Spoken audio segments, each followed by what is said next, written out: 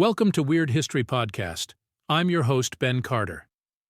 On a cold night in November of 1896, something unusual happened over the skies of Sacramento, California. The city held its breath as a strange, cigar-shaped object, adorned with brilliant lights, silently swooped across the dark expanse. This was no ordinary balloon. It moved against the wind, it had wings, and it was powered by a mysterious propulsion system. The event would become known as the Airship Panic of 1896, a series of sightings that provoked a wave of hysteria and marked what many consider to be the first UFO sightings in the United States. The Sacramento Bee, a local newspaper, published the first account of this curious sight. The eyewitnesses were not just a few locals, they were hundreds of people from all walks of life. What they reported was eerily similar. A large cigar-shaped object, brilliantly lit, moving silently against the wind. Some claimed to see wings, others a rudder. A few even reported seeing propellers, suggesting some form of mechanical propulsion. As the news spread, so too did the sightings. Over the following weeks, reports flooded in from across the California Bay Area, and even as far as Nebraska. The descriptions all matched: a large, bright, cigar-shaped object, moving silently against the wind. A wave of panic swept across the nation. People were not ready to accept the idea of extraterrestrial visitors, nor the possibility that human technology had advanced so drastically without their knowledge. The panic escalated when the San Francisco Call published a story about a supposed encounter with the airship's crew. The alleged encounter involved a man named Colonel H.G. Shaw, who claimed to have met three tall, slender figures near his horse-drawn cab. They were human-like, but with a strange, otherworldly aura. The creatures, he claimed, tried to abduct him, but he proved too heavy for them. The story, though most likely a fabrication, added fuel to the growing hysteria. Meanwhile, the authorities were at a loss. They could neither confirm nor deny the existence of such an airship. The U.S. government, still in its infancy of aviation regulation, was unprepared to handle such a phenomenon. The military, having only rudimentary balloons at its disposal, was powerless to pursue or investigate the airship. This lack of control and inability to provide answers only deepened the public's fear and fascination. The Airship Panic of 1896 was a unique moment in history. It was a time when the lines between reality and fiction, between the known and the unknown, were blurred. It was an event that challenged the public's understanding of what was possible and what was not. Today, it stands as a testament to our eternal fascination with the unexplained, a fascination that continues to drive us towards the stars. It was, in many ways, a precursor to the UFO sightings that would captivate the world half a century later in Roswell, New Mexico. But unlike Roswell, the mystery of the 1896 airship has never been definitively solved, leaving us to ponder the possibilities and the limits of our understanding. The airship sightings of 1896 were not confined to the United States. Reports from Canada and even as far afield as South Africa suggested that this was a global phenomenon, further intensifying the panic and confusion. In an era before commercial air travel, the notion of an unidentified, technologically advanced craft traversing the globe was as mind-boggling as it was terrifying. One of the most remarkable incidents occurred in the small town of Sacramento, California. On the evening of November 26th, witnesses reported a dazzling array of lights sweeping across the night sky, accompanied by a sound described as a melodious hum. But the truly breathtaking aspect of this sighting was the reported size of the airship. Eyewitnesses claimed it was roughly half a mile long, far exceeding the dimensions of any known terrestrial aircraft of the time. In the following weeks, sightings continued in an almost feverish pace, with accounts pouring in from across the Midwest. In some instances, witnesses reported strange figures seen in the airship's windows, further igniting speculation of otherworldly visitors. In Omaha, Nebraska, a local farmer claimed to have found a metal artifact in his field, purportedly a piece of the airship. It was a tangled mass of an unidentifiable metal, bearing strange markings. Despite exhaustive efforts, The origin of the material and the meaning of the markings were never determined.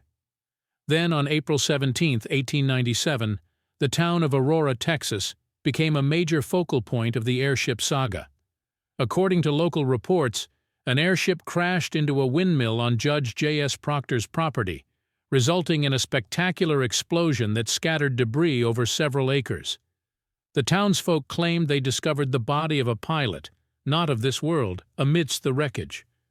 The town buried the alien pilot in the local cemetery, where it reportedly remains to this day, despite numerous attempts to locate the grave. The sheer breadth of these sightings, the consistency in the descriptions of the airship, and the tangible evidence left behind in some cases, lend a certain credibility to the accounts. The airship panic of 1896 was a widespread collective experience that transcended geographical boundaries, social classes, and levels of education. It was a potent demonstration of humanity's capacity for wonder, fear, and the desire to make sense of the inexplicable. The panic eventually subsided, leaving behind a trail of unanswered questions. Theories ranged from secret government projects to extraterrestrial visitors, but none ever provided a satisfactory explanation. The 1896 airship remains an enigma, a fascinating chapter in the annals of history that continues to captivate and confound us over a century later. As humanity's fascination with the unexplained soared to new heights in the skies, another peculiar obsession was taking root at ground level. In the drawing rooms of the wealthy and the learned in Europe, a strange fad was gaining traction: the use of mummy powder. Yes, you heard correctly, mummified remains ground into a fine powder and consumed for purported medicinal properties. This bizarre practice had its roots in the Middle Ages, when it was believed that the bitumen used in the mummification process had healing properties. The word mummy, in fact, comes from the Persian word mumii, which means bitumen. But it was during the Renaissance and the Age of Enlightenment that the consumption of mummy powder became an obsession. The mummies used were not just of humans, but also of cats, believed sacred in ancient Egypt, and other animals. The process involved grinding the mummified remains into a fine powder, which was then either ingested directly or mixed into potions and salves. One of the most shocking aspects of this practice was the sheer demand for it. So high was the demand that it led to a form of grave robbing known as mummy hunting. Unscrupulous traders would travel to Egypt to pilfer tombs and catacombs, extracting the mummified remains to meet the European demand for mummy powder. Perhaps most bizarre was the belief in the powers of the mummy powder. It was considered a cure-all, used to treat everything from headaches and stomach ailments to wounds and broken bones. Some even believed it held the secret to immortality, a notion that further fueled the frenzy for mummy powder. In the echelons of society, owning mummy powder was a status symbol, both a testament to one's wealth and a demonstration of intellectual curiosity. The obsession with mummy powder was intertwined with a broader fascination with Egypt, a land viewed as exotic, ancient, and mysterious. But as science advanced, skepticism towards the practice grew. Many began to question the efficacy of mummy powder, while others were appalled by the desecration of the dead. By the late 18th century, the use of mummy powder had largely fallen out of favor. However, its legacy remains, a stark reminder of the lengths humanity will go in its quest for knowledge, health, and the tantalizing prospect of immortality. The obsession with mummy powder represents a peculiar chapter in our shared history, a vivid illustration of the blurred lines between fascination and desecration, science and superstition, life and death. Just as the airships of 1896 challenged our understanding of the skies, the mummy powder phenomenon questioned our relationship with the past and our own mortality. At the height of the mummy powder frenzy, people were prepared to go to great lengths to secure this coveted commodity. A clandestine and dangerous trade emerged, with mummy hunters risking their lives to infiltrate ancient burial sites, defying not only local laws, but also cultural taboos and the wrath of the pharaoh's curses. Tunnels were dug, tombs violated, and sacred relics cast aside in the frantic search for mummified remains. The mummies were then transported across vast deserts and seas, arriving in Europe where they met their final indignity. Reduced to dust in grinding mills, the once revered bodies of ancient kings, queens, and sacred animals were unceremoniously transformed into a powder that would be consumed with a blind faith in its healing properties. The process of grinding mummies was an arduous task. It was not simply a matter of crushing the dried remains. The mummies, wrapped in layers of bandages and often encased in wooden or stone sarcophagi, had to be carefully unwrapped and the bodies extracted. The desiccated flesh, brittle bones, and dried organs were then ground into a fine powder, a process that took time, effort, and a stomach for the macabre. While the mummies of humans were highly prized, animal mummies too were sought after. Cats, baboons, ibises, and even crocodiles were mummified in vast numbers in ancient Egypt, their bodies offered to the gods or buried with their owners. These animal mummies, considered less prestigious than their human counterparts, were nonetheless ground into powder and used in the same manner. The audacity of this practice is striking. The ancient Egyptians mummified their dead with incredible care, preserving their bodies for what they believed was an eternal life in the afterworld.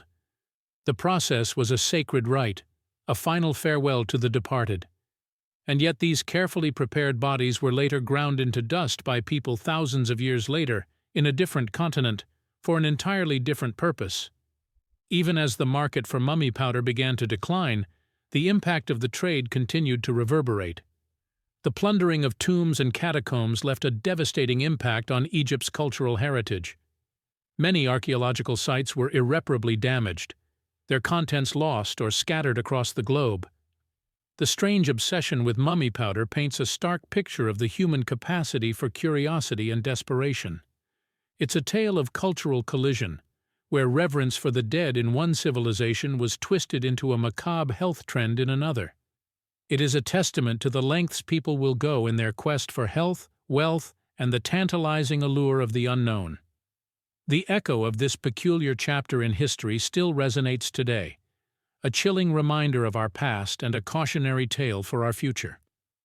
In the shadows of history, there lies another curious tale that challenges the bounds of belief, a strange chapter where the lines between espionage, technology, and zoology blurred into an audacious operation. We delve into the peculiar saga of Acoustic Kitty, a covert mission orchestrated by the Central Intelligence Agency in the 1960s, aiming to turn cats into spies. The Cold War was a time of intense paranoia and technological advancement. Intelligence agencies in the United States and Soviet Union were in an arms race, developing increasingly sophisticated methods of surveillance and intelligence gathering. It was in this environment that the CIA conceived an unorthodox plan. They sought to harness the inconspicuous nature of an everyday creature, the domestic cat, and transform it into a covert listening device. The operation was aptly named Acoustic Kitty. The concept was simple yet chilling in its audacity. A cat would be surgically altered, embedding a microphone in its ear canal, a radio transmitter at the base of its skull, and a thin wire antenna woven into its fur. The idea was for the cat to wander near foreign officials, innocently lounging while eavesdropping on their conversations. The operation was met with significant challenges. Cats, being inherently independent creatures, were difficult to train. The agency found that cats could not be directed with the precision of traditional spy gear. Weather, hunger, and distractions often diverted the cats from their mission, making the operation far more unpredictable than initially anticipated. Documented records of Project Acoustic Kitty reveal the staggering cost of this endeavor, reportedly more than $20 million.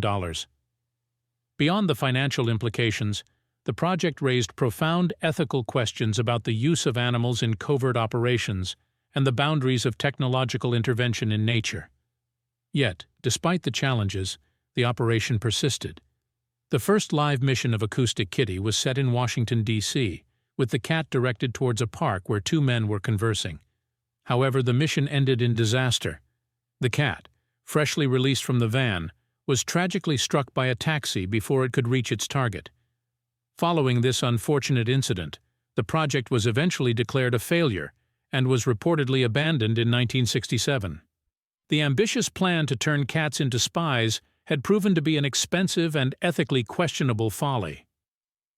The Acoustic Kitty project remains a bizarre footnote in the annals of espionage history, an audacious experiment that highlighted the lengths the intelligence community was willing to go in the name of national security. In the end, the story of Acoustic Kitty serves as a potent symbol of Cold War paranoia, a testament to the volatile fusion of fear, technology, and ingenuity.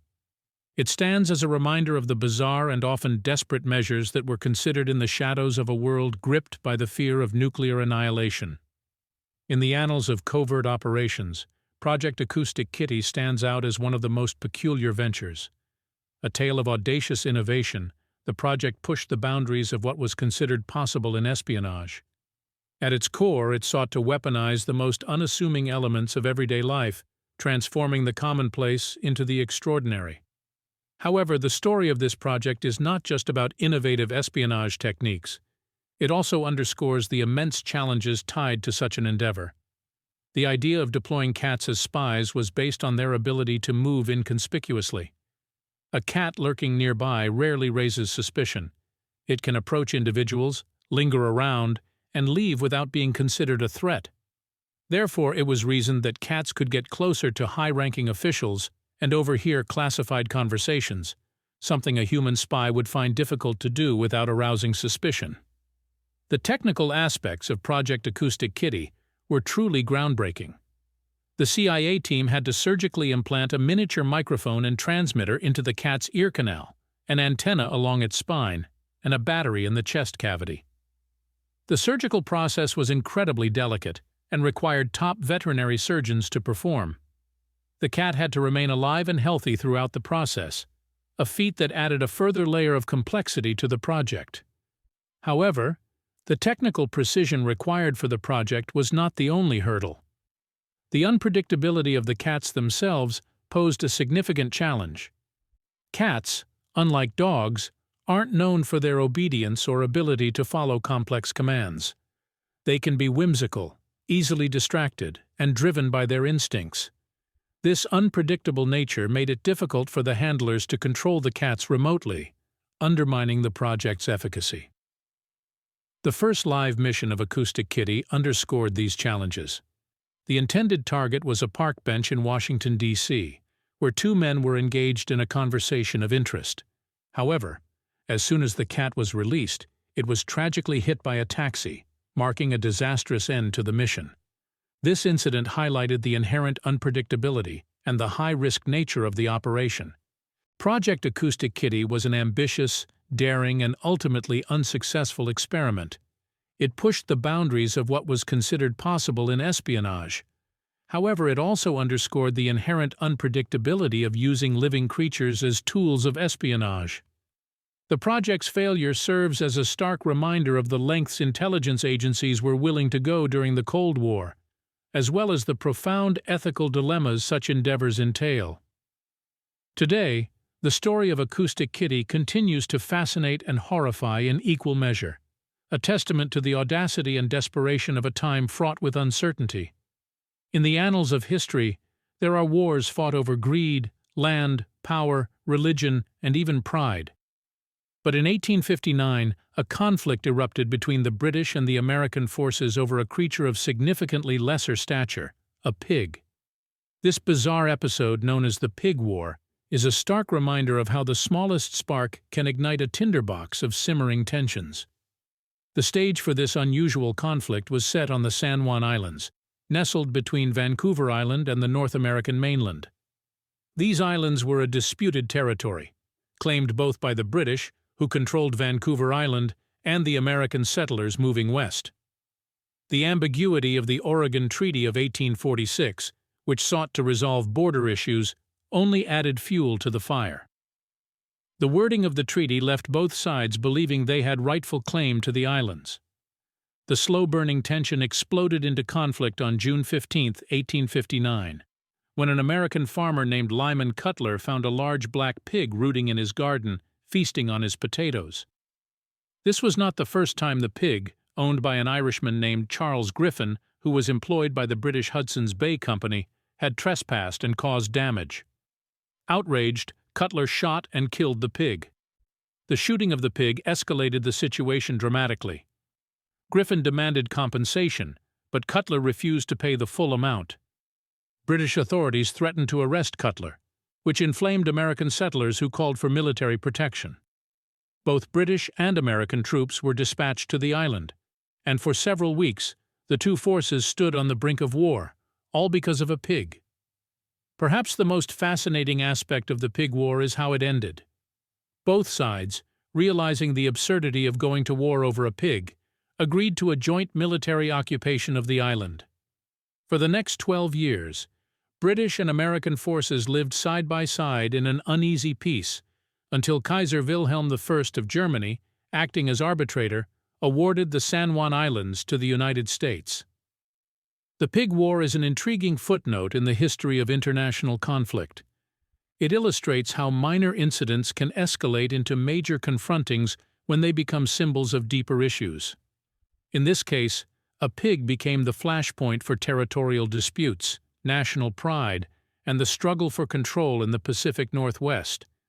The fact that it ended without a single human casualty, apart from the unfortunate pig, is a testament to the ability of diplomacy to diffuse even the most heated conflicts. In the annals of history, the Pig War stands out as an unusual conflict, a testament to the power of minor incidents to spark major confrontations. But even within this peculiar event, there are aspects that are particularly bizarre, shocking, or fascinating.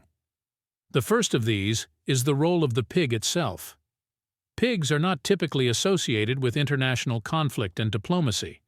Yet, in this case, a pig became the catalyst for a military standoff between two world powers. It was not a battle over resources, territory, or ideology, but a dispute over a single pig that escalated to the brink of war. This highlights the oft-overlooked point that sometimes it's not the size or value of the dispute that matters, but the underlying tensions it brings to the surface.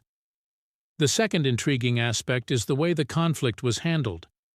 Despite the mounting tension and the deployment of military troops, the Pig War did not result in a single human casualty. This is quite remarkable, considering the circumstances. The fact that the British and American forces were able to coexist on the island for 12 years without any violent confrontations is a testament to the power of diplomacy and restraint. Thirdly, the role of Kaiser Wilhelm I of Germany in resolving the dispute is noteworthy.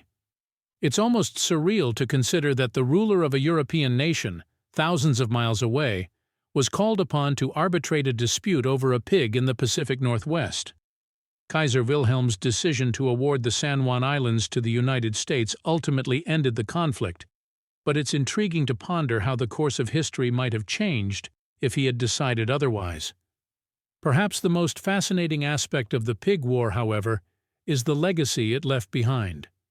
Today, the San Juan Islands are a peaceful, idyllic destination, visited by thousands of tourists each year.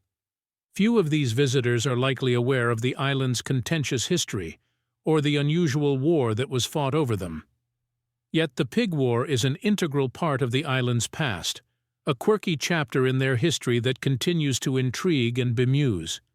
The Pig War, with its peculiar origins and peaceful resolution, serves as a reminder that history is often stranger than fiction, and that even the most seemingly trivial disputes can have far-reaching consequences. It's a testament to the unpredictability of human affairs and the power of peaceful resolution in averting disaster. In the grand tapestry of history, the Pig War is a small but colorful thread, a unique tale of conflict and diplomacy, spun around a single ill-fated pig. Turning our gaze now to France in the 19th century, we delve into a story as captivating as it is strange. Amid the bustling streets of Paris, in a time of great social and technological change, an unusual creation came into existence, a timepiece that was more than just a means to tell the hour. This was the French apocalypse clock, a marvel of artistry and engineering, whose purpose was to predict the end of the world. Crafted by the renowned horologist Hubert Sarton, the apocalypse clock was a masterpiece of 19th century clockmaking. It was a massive contraption, standing at nearly 6 feet tall, with an intricate network of gears and dials, all encased in a beautifully ornate brass frame. But it was not its size or beauty that made this clock notable. It was the clock's function that truly set it apart. Unlike ordinary clocks, the apocalypse clock did not simply measure hours, minutes, and seconds. Instead, it was designed to keep track of vast cosmic cycles, the movements of the planets, the precession of the equinoxes, even the estimated lifespan of the sun. The clock projected these celestial events into the far future, culminating in a final grand event, the predicted date of the end of the world, which according to Sarton's calculations would occur in the year 9999. What makes the apocalypse clock particularly fascinating is not just its grandiose purpose, but the sheer audacity of its creator. In a time before computers and advanced astronomical instruments, Sarton attempted to calculate the end of times, using only the limited scientific knowledge of his day. His approach was a strange mix of astronomy, mathematics, and mysticism, reflecting the peculiar intersections of science and spirituality that characterized the era. The clock's inner workings were an elaborate labyrinth of gears and levers, each carefully calibrated to represent a different cosmic cycle. To read the clock required a deep understanding of its mechanism, a secret knowledge that Sarton largely kept to himself. As a result, the apocalypse clock was as much a symbol of obscurity and mystery as it was a feat of engineering. Despite its ominous purpose, the apocalypse clock was a marvel to behold. Its intricate design and artistry captured the imagination of many who saw it, and it quickly became a popular attraction. Yet the clock also stirred controversy, with critics decrying it as a form of heresy, an attempt to play God by predicting the end of the world. The apocalypse clock stands today as a testament to the audacity of human ambition and the enduring allure of the unknown. Its bizarre mix of science, art, and prophecy embodies the spirit of an era, a time when humanity was just beginning to grasp the vast complexities of the cosmos. Despite its ominous predictions, the apocalypse clock remains a fascinating relic of a bygone age, a peculiar timepiece that continues to captivate and confound. The apocalypse clock's most striking feature is its intricate face, adorned with an array of symbols and glyphs. At its center, a golden sun and moon rotate in a dance of celestial bodies, their paths charted against the backdrop of a meticulously detailed map of the constellations. Around the edge, a ring of numbers counts the years, marking the relentless passage of time. The clock's face also bears a series of enigmatic inscriptions, written in an arcane language known only to Sarton. These cryptic messages are thought to contain the key to deciphering the clock's predictions, making the device not just a timepiece, but a riddle waiting to be solved. It is this combination of mechanical precision and mysterious symbolism that gives the apocalypse clock its unique allure. But perhaps the most bizarre aspect of the apocalypse clock is its so-called doomsday mechanism. This complex arrangement of gears and levers is designed to activate on the predicted date of the apocalypse, triggering a series of events that would announce the end of the world. According to Sarton's notes, the clock would first strike 13 times, a number traditionally associated with bad luck and misfortune. Then, a panel on the clock's face would open, revealing a grim tableau of skeletal figures, representing Death and his 4 horsemen. Most shockingly, Sarton had designed the clock to emit a haunting melody, composed by the inventor himself, to signal the final countdown to the apocalypse. The tune was said to be so melancholic and eerie that it would send a chill down the spine of anyone who heard it. This macabre spectacle of sound and imagery was meant to serve as a stark reminder of the inevitable end of all things. Despite its dark symbolism, the apocalypse clock was a masterpiece of craftsmanship. Each component was painstakingly handcrafted, from the delicate gears that controlled the movement of the celestial bodies to the intricate engravings adorning the clock's face. The clock represented not just the culmination of Sarton's scientific knowledge, but also his artistic skill and his profound philosophical vision. In the end, the apocalypse clock is more than just a timepiece. It is a testament to the human desire to understand the cosmos, to probe the boundaries of knowledge, and to confront the mysteries of existence.